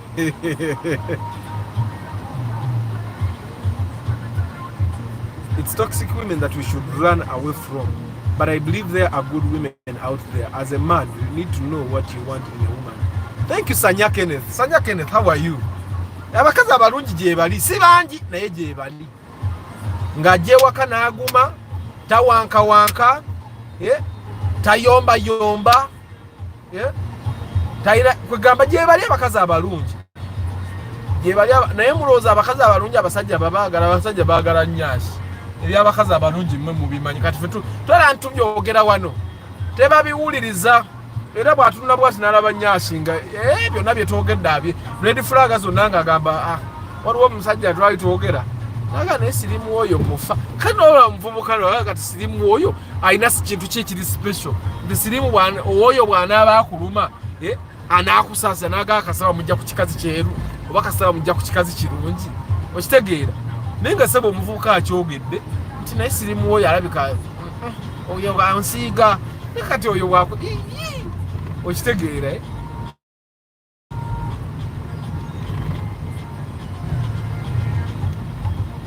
so but boundaries you guys Chris abagambe sente ze ziriko boundaries because money is power eggulu nadde ngamba omukyala olw'eggulu ne mugamba omanyi you sleep over it sente zo is power because ebintu bingi byayogeddwa ku business yennyini gyagenda okukozesa emmoloka oli omuvubuka yennyini atwala emmoloka amugamba business eyinza okugaana kati why are you making someone invest their money in a business naawe wennyini nyini manager gyotalinamu confidence nti ejja kukola paka okitegeera kwegamba gwenga gwe you don't have the power to make the business work and you're making someone invest a lot of their money era omukyala namugambye namugayo kati emmoloka bw'oba ogigula gigule ng'okimanyi nti bwe bigaana ogyevuga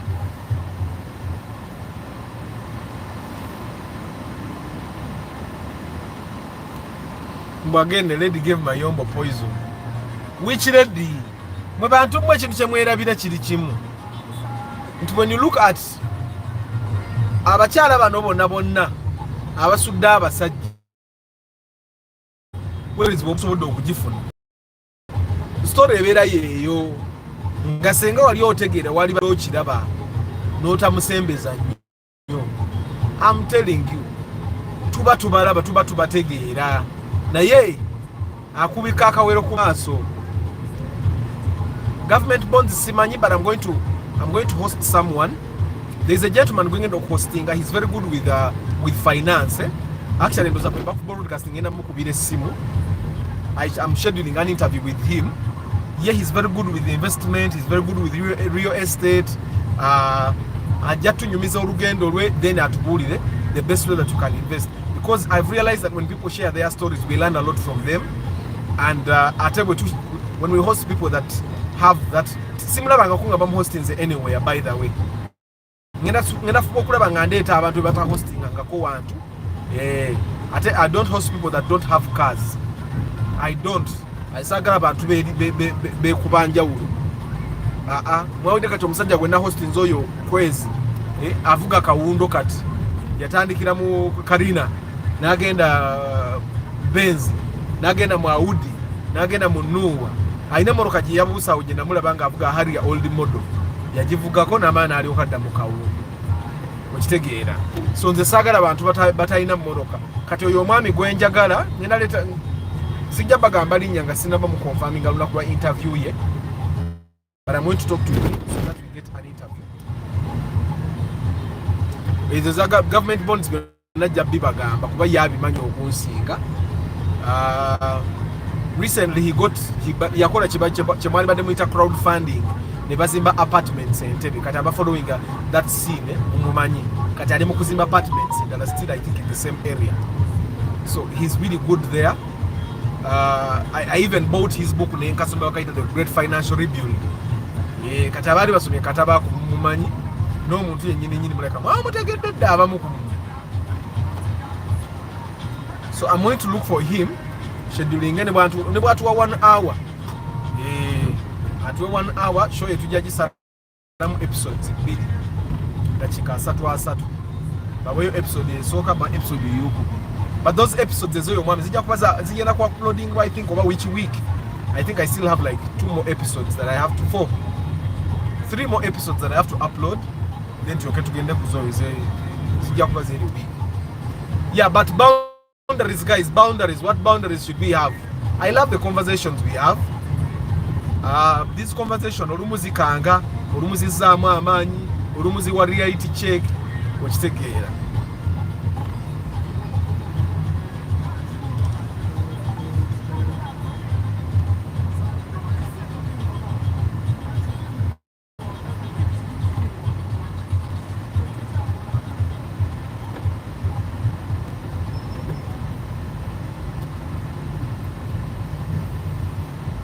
Kibuga kyonna bakisimye esimye oba bali muteekamu biki kyako mbayisamu fiber za internet.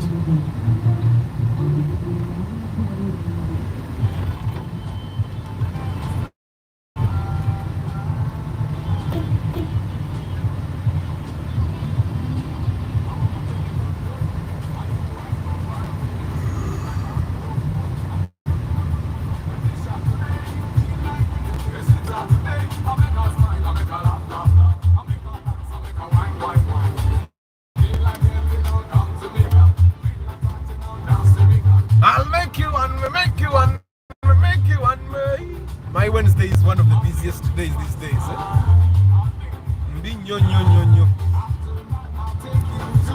Actually, Wednesdays kyateekako na inspections.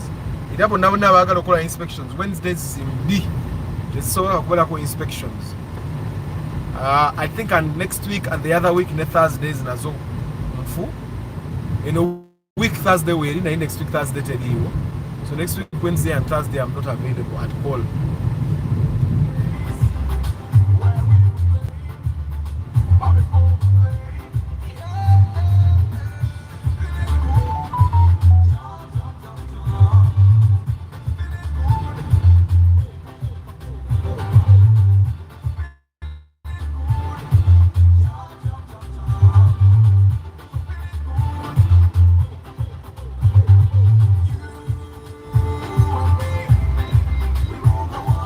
Mtalabeko ku TV nange mundabeko ku TV. I realize some of you guys watch these videos on TVs. Kati mundabeko ku TV. We are concluding a discussion.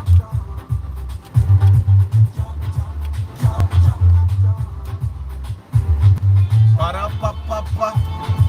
Para pa pa pa.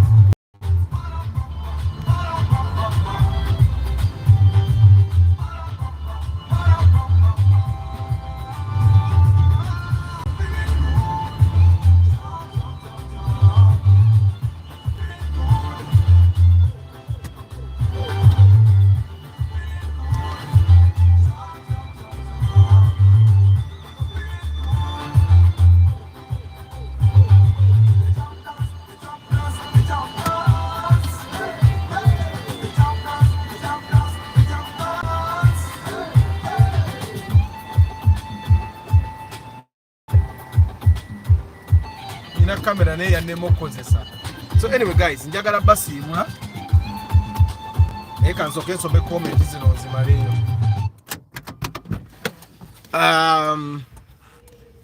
Atulabe. Okay.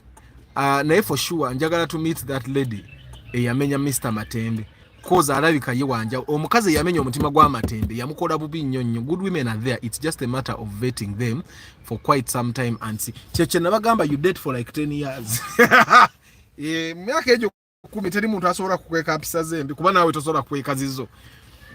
Prayers tenywa njagala prayers eyo njagala njepikira Mr. Antonio abakazi babeereko cause they our happiness naye bazibu nnyo era I wonder why God doesn't send banange people nti abakazi katonda basindika abakazi okwata sitaani baddayo naye mu ggulu. Majority of brought up in this modern era, you have to be careful. Kituufu ebigambo ebimu mbisalamu because YouTube ejasalamu video bwe nebiwulira nga mbyogera but in Da Vinci Code book Jesus yalina omukazi. Jesus atono Maria Magdalene no eyagenda ku ntana ya Yesu eyakizuula nti Yesu yali taliimu yali ani kubate yali muganda we. Bale mundeke kunjogeza bintu ebyo. Good morning Ronald M Kasendwa. Mr Matembe nze abakazi is not my source of happiness. Nze akamotoka farm, that's my source of happiness. Women have never been on that list. Just mbagala, it's part of life. Nze nange toyinza kugamba nti abakazi bebaleeta essanyu lyo essanyu osobola odijja mu bintu bingi. Nze the work I do, my contribution to other people's lives, that's where my happiness comes from. Arthur, just tell that lady even to hold on if it's possible, not to buy now the car, because in this hard Uganda of ours now, boba you are not certain of where you are putting your money. Ajja kwejjusa naye anti kati olaba kyemanya alaba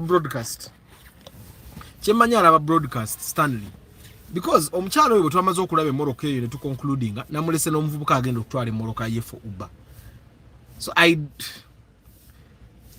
ayinza okuba ono omuvubuka amwesiga okitegeera. And also I want you guys to understand that sometimes someone just wants to do passive income. Ebiseera ebimu tekiba kirungi ate discouraging muntu ate ayinza okuwaayo emmoroka ne bamuwa ssente ze bulungi. Nze ono omutabani nga nsasula bulungi lwakubeera ono omutabani ampa mitwalo 15 oli bwakusuubiza mitwalo 18 kyokka nga naye si yagenda okuvuga emmoroka kyeza naye agenda kulyako katika. I'm really worried about it. Naye I gave her my 2 cents about it. Kyemmanyi naye ali mu kukirowoozaako, and I'm sure she's on the broadcast okitegeera, because the broadcast yeggulu naye yagirabye. So I'm sure she's on the broadcast, but sometimes we should take risks. I think you just take that risk nolaba ekigenda. From here I'm going to watch the adult education video. Livingstone Mukasa, Chris Fitness, Livingstone Mukasa gwe njagala mulete atubuulire ekiddako. Hajara, today you decided to stay in Kamoli since the emphasis is on bad women. Banange ani agai bad women nemwe kati kambabulire kati nzenga director kanda bo office bagigudde pano ngabakina mwe kambabulire ekintu kimunzenga director wa film n'emizannyo. There is no bad person, there is no good person.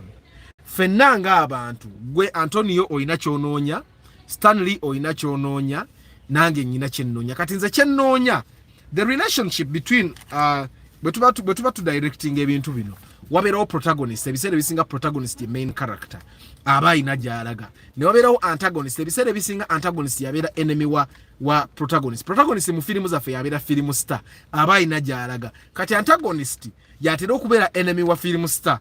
Mu firimu za Swaziniga yali komando yali film star. Kati bali abalala bonna abali baagala okumutta oba abali baagala okuwamba abawamba muwalabi be bali ba antagonist. Naye ekintu kibeera bwe kiti nti film star ayagala genda Masaka wabula ayita ku Masaka road, ne enemy we ava Masaka ajja Kampala era naye ayita ku Masaka road. Bano abantu bombi banene tasobola yitawo ng'ono waali. Kitegeeza film star okuyita Masaka road okugenda e Masaka onaje Masaka alina okuvaawo, noli okuva Masaka kudde Kampala film star alina okukola ki okuvaawo. That's how life happens by the way. Nti nze senga tubadde tuyomba na Antonio nga tulwanagana, tetulwanagana because ndi mubi oba Antonio mubi. Antonio alina waayagala okulaga naye ate Antonio okutuuka gy'alaga nyina okumuvira wabula nemeddeyo. Kati nga alina okunkuba okunzijayo tankuba because mubi, ankuba because nyina okumuviira naye agenda akola ebibye. I don't know if you guys get what I'm saying. So kati nze nga director era nsomesa abaana ba directing naye era ntera obasomesa ne mbagamba, as a director you're not supposed to be biased. As a director your goal is to give people content nga tojajinze. Direct bobo directing a film star, direct that character to the best of your ability. Character ebene nungi. Bo directing a antagonist naye muteke unga character nungi, because buli muntu mbuda mwa ina kyanonya. Nali nabadde njogera ne directing student bange gulu nabagamba mwe omuntu mu story katugeze mu story ya Bebe Cool ne Bobby Wine. Mbadde ngenda kwogera Bobby Wine omuntu omulala naye mujja kifuula bulala. Story ya Bebe Cool ne Bobby Wine. Bebe Cool ayina byayagala, Bobby Wine ayina byayagala. Bonna baagala kubeera basta, bonna baali baagala kubeera ku top. Wabula nga Bebe Cool wabeera ku top, Bobby Wine ayina okukka. Nga Bobby Wine wabeera ku top, Bebe Cool ayina okukola ki okukka tekitegeeza nti Bebe Cool mubi, tekitegeeza nti Bobi Wine mubi. Bebe Cool akola byonna ebyetaagisa okujja Bobi Wine ku top yagende ku top. Ne Bobi Wine akola byonna ebisoboka okujja Bebe Cool ku top yagende ku ki. Agende ku top. That's how life works.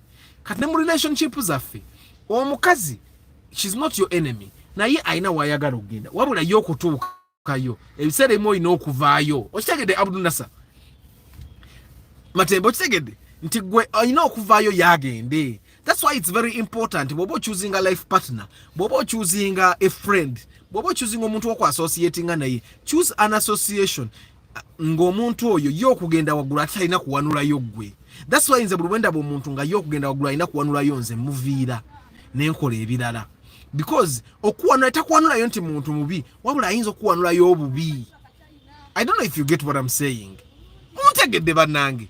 Nze I don't believe there is anyone that is actually bad. Si babi nebino ebintu kati lwakuba nti abantu abamu entalo bazirwana ubi like waliwo omuvubuka gwe nasomyeko yabadde ku graduation n'agenda mu kyalo ku pate ku bamuweredde obutwa kati abantu abamu bagwagwa okitegeera. Good morning Dennis 12. She goes, true papa, when you are trying out the Prius, please emphasize more on their mechanics in Uganda who know them kubanze ndi team hybrid or manual cars. She goes, nange nakowa abasajja kati noonya sente. Mr. Arthur, Madam is coming for a car. She's still driving school, but she will need your mechanic only cause I don't trust many mechanics in Uganda. Kale. Oye yali mukazi we Maria Mangadalena. Exactly, you people. Echo sinze njogedde. Oyo guy chiki oyo yagenda kuntana. Ne Arthur, Muslim Sheikh Sembu, for Muslim men, the only happiness is in women. Since they don't do clubbing, beba manyi kazinange si clubbing asinywa mwenge okitegeera. Kati buto inza kunga anti happiness. My happiness is in achieving things, is in helping people be happy, is in help. Kati olaba nze buluwembeera ku Dynamo, for example, we do a production nga mulaba cafe ne egenda. The happiness that I see on people's faces because they have achieved something, they have earned money. For me, that's happiness. Kati ate tunonya nze the only reason I'm in Uganda is because I can make a better contribution when I'm in Uganda than when I'm abroad. Bwogenda ebweru ebiseera ebisinga obagwe okola kicho. Osegira kanate bweru already nze nagenda yoko nenkola akolako wane Kampala wano wensobola okukola contribution ku ggwanga lyange n'abantu b'emyaka gyange oba n'abavubuka abato nabo ne bafuna. That's the only reason I'm in Uganda. Era the day it becomes evident into contribution yange tesoboka, I will leave this country peacefully. Okitegeera, very peacefully. So that's where my happiness comes. Mr. Stanley, ebere terivikako. Kabilem reactions, please guide us if you want to buy a car for Uber. How much do they give per day? Which car? Uber guys should be giving you 150 per week. Nzembabulira because we're not stretching any omwana ajajivuganye moroka ate ya jonone. Avugane notulonga tumuluma. Steve Luzige nze nkutegede. I get you Arthur, but it doesn't change women. Bazibu. No, Matembe Abdul Nasser. Abakazi si bazibu. Omukazi obolonze mu kyamu nga goals ze nezi zote zalayininga. Let me tell you one thing that I believe. And I believe that bobo funa omukyala nga mwena mugenda mu direction yemu. Sigwe ng'ogende no yenga agende eno. Obanga g'ogende no naye agende eno. Mujja tuuka mu clashing. That's normally what it is. I believe that that's what it is, Nasa. Sorry. I still believe that omukyala oyo alina red flags otaalaba. Oba wazibuusa amaaso naye nga alina kye yakola, alina ebintu bye yakolanga n'obiraba. Let me tell you, omukazi watuukira okwegattibwako maama we bakuyise bubi, red flag ezo ziba ziteeka okuba Nasa. By the way, not this. Omukazi watuukira okuba bamaama abazibu obalaba when you go and ng'ogenza okukyalako ewaabwe wa mukazi wo, maama omuzibu omulaba. I'm telling you. Nomanya kakati ono bwe baneegatta bajja kuba bamaze. Good morning Derek Kambasibule banange guys. It's 1 hour and 41 minutes Kambasibule. Nenga boundaries are very important. I find that ne ku mulimu gy'okolera beera ne boundaries ng'omuntu abuukawo si muntu kujja n'akusanga ng'oli emuloka emmere yo n'akwata fooko yo n'alya ku mmere yo. Nze ebyo tebabikola. Muntu akusanga onywa caayi, mbiraba abantu nga babibakola, n'akwata ekikopo kyo n'anywa caayi, n'anywa ku caayi wungaani. Kati bakusiga Billy Hazia Muyombya Mark Mugalasi Joshua Mixed Farm wamma Joshua waguze farm kwe kukyusa erinnya n'olera mu garasi Joshua mixed farm. Bana tuyiga okusoma red flags. Kati red flag ya Joshua yino yajja like 4 days ago 5 days ago. Neje red flag ya Joshua like ewezo omwezi. Joshua yakyusa erinnya lifuula mu garasi Joshua mixed farm. Mulaba red flag but we ignoring. Nalaba red flag eno I didn't even bother to ask Joshua lwaki wakyusiza erinnya. Joshua olaba red flag eyo. Antonio random things kakati go random things katukulinde nawe red flag tujja kitegeera Ibanda Bena tusime Eddie Augustine Blues King Daniels Nick Wabuyi Kayongo Vianney David OJ Travel Life Vlog Deep in Coffee Studio 93 House Designs Football Tribe Mutumba Pade BTTV Paul Sema Moses Heath temwera birankola pre-purchase inspection boboge na gule mmoroka ompaye mitwala na mwejo nenzija ne makanika amafuta agatutambuza okulaba emmoroka ezo gaba wano ojja n'otambulira na mu SC okitegeeza Kigozi Stanley Matembe Abdul Nasser Balvids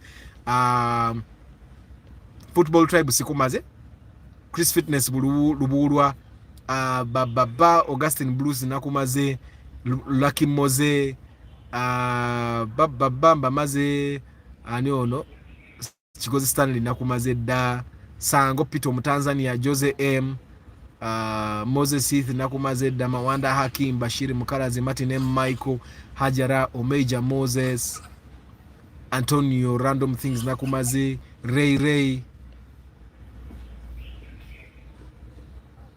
Balvids Chairman Zach Chamba de Hannington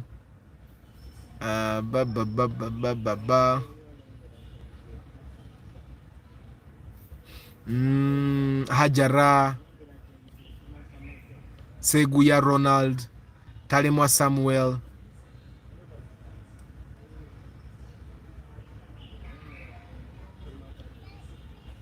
Mutumba Pade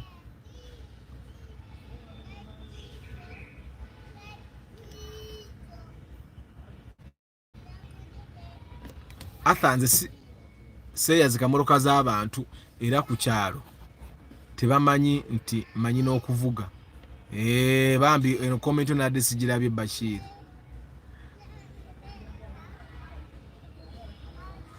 Mr. Matembe kweberera I suffer a lot after mbutugabane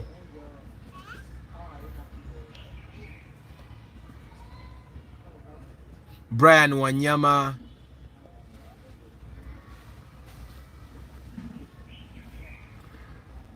Kabilem Reactions Lucky Moze Mroza Sibamazeyo Ronald M Kasendwa Dennis 12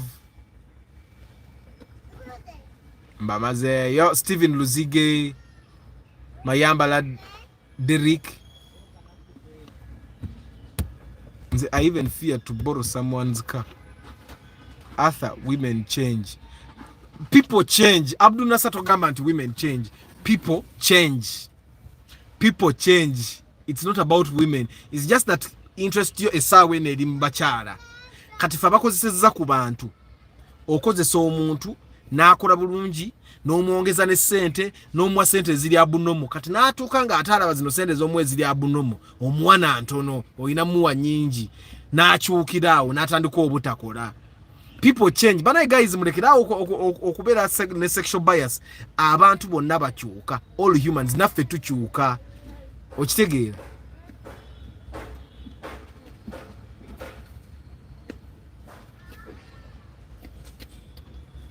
Owaye nga wasaza shauri ni chichi. Tanga wagenze mukomera ne bakusalireyo. Bulungi kyeja kusazisa shauri. Ogeze sai omuntu gwakoze gonna good. Kabali Moses, good morning. Norman Karuhanga, mweba guy. People change. I think if we are to take something out of today, Fabasajja our interested said ebisinge biramba chala and bwofuna heartbreak yo muchala nabagambye banyumiza akantu nga nva mu high school tova mu A level na ina girlfriend wange twava naye ku ssomero katuva naye ku ssomero omusomesa yali musomesa waffe nankubira bali bamuyita Pade. Mr. Pade ngankubira ngamba Arthur oyo mwana ayinayo kiyingini yakye kimuwa sente naye gwe tonye gali ya sente a red flag, I ignored it. Netubeerawo for how many more years? Tetwabeerawo emyaka emirala ng'ena paka bwe neekwatirako red handed mwe bantu mmwe red flag zibaawo. We all have a beauty and a beast. We are simply actors in life blending these. So thank you very much, Amayophilium. My guys, everyone changes. Let me tell you, ate red flag tuziraba nze nyina abantu mbadde mbagamba nti tukozesa abantu fa abantu abakozesa fa balina business mwe tukozesa abantu. Omuntu atandikanga mulungi n'atuuka n'akyuka.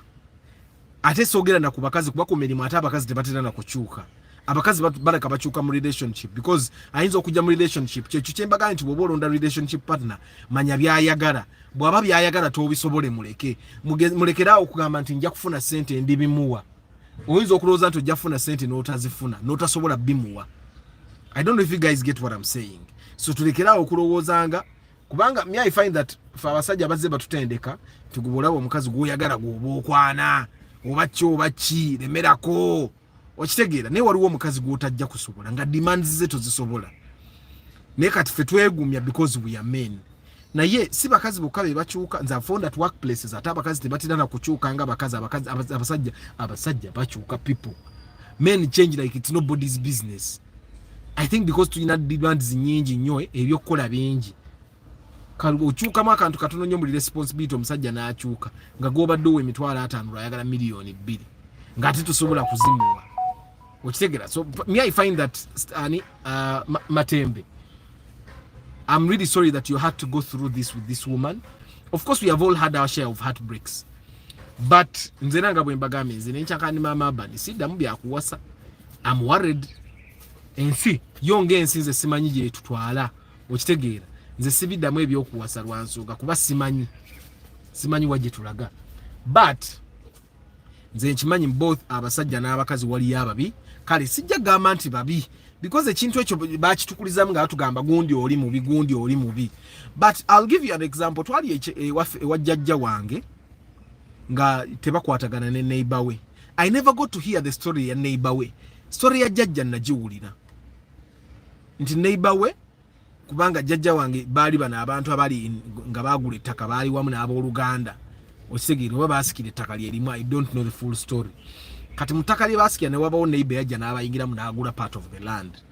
Kati mbungo ono akolagana ne muganda wa jjajja ne jjajja ebintu byokwatagana abooluganda nga jjajja agamba tebakwatagana ne muganda we naye nga ate bakwatagana. Kati bitegereka kati nga jjajja agamba oli neighbor akwatagana ne muganda we nga tebamwagala. I don't know if you guys get what I'm saying. Kati nga ye kyagamba naye nga ensonga lwaki tebakwatagana because bwe mbasi kwatagana ne muganda wange ekyokuba nti muganda wange akolagana naawe. I find that tekyali badde tekiremesa tekituleeta kuba nti ffe tetukwatagana okitegeera bwe tuba ntulina ekitukwata. So it was never clear. I would have to listen to the other person's story okumanya lwaki bano abantu baali tebakola ki lwaki baali tebakwatagana. But because oba mwana muto tebakukiriza nagenda yeeri so n'oli omuntu omukulu naye taagala kwesembereza nnyo omanya ebintu by'abantu bedda. So kati you never get to hear the other person's story. But when you hear the person's story senga mukama akuwa omukisa n'owulira story y'oli naye oyinza okutuuka n'omanya nti naye talina mutawaana nono talina mutawaana. They simply have a point where they clash. Ate nga abantu bedde ebintu ebyasinga ngo backlashing saze lyabanga ttaka onayingidde wange fuuti 2. Very trivial things ebyabagiranga. So I find that Tyson Tulinawe, good morning and thank you for being here kuba ndi mukusiibula. So nze ng'omuntu I find that all people change. I also find that nobody is bad because NASA, let me tell you one thing, mukyala w'oyo we hear her story mubi to us kuba yakuyisa bubi nnyo yayita ina kikola bwatyo. Sometimes people are not bad, it's the approach they use to achieve their goals that is bad. Nti yali badde ebintu yabasobola bikwata in a better way naafuna kyayagala ate nga takuyisiza bubi nga she has not created an enemy of you nga takuleetedde takusibisiza bino bye bakola Maulana. I think those are nasagwe you can relate.